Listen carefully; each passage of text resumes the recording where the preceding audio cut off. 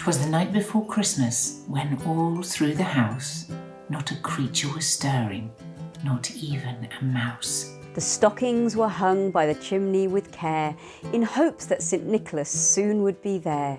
The children were nestled or snug in their beds, while visions of sugar plums danced in their heads.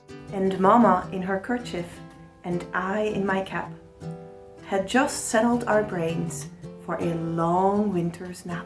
When out on the lawn there arose such a clatter, I sprang from my bed to see what was the matter. Away to the window I flew like a flash, tore open the shutters and pulled up the sash. The moon on the breast of the new fallen snow gave the lustre of midday to objects below. When what to my wondering eyes did appear but a miniature sleigh and 8 tiny reindeer. With a little old driver so lively and quick, I knew in a moment it must be Saint Nick.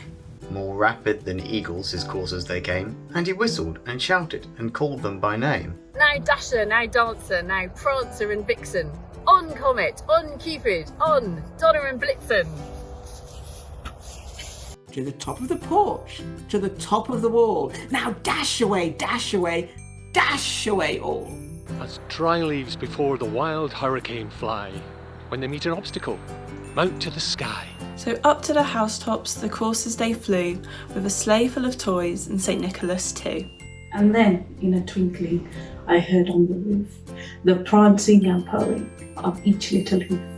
As I drew in my head and was turning around, down the chimney St. Nicholas came with a bound.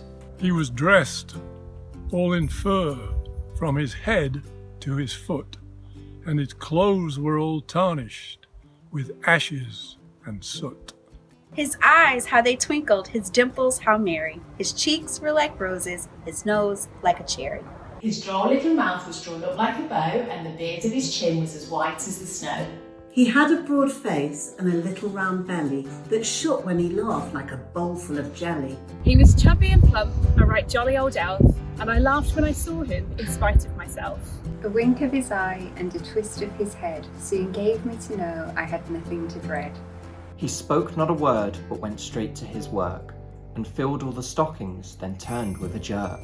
And laying his finger aside of his nose, and giving a nod, up the chimney he rose. He sprang to his sleigh, to his team gave a whistle, and away they all flew like the down of a thistle. But I heard him exclaim ere he drove out of sight, Merry Christmas to all, and to all a good night.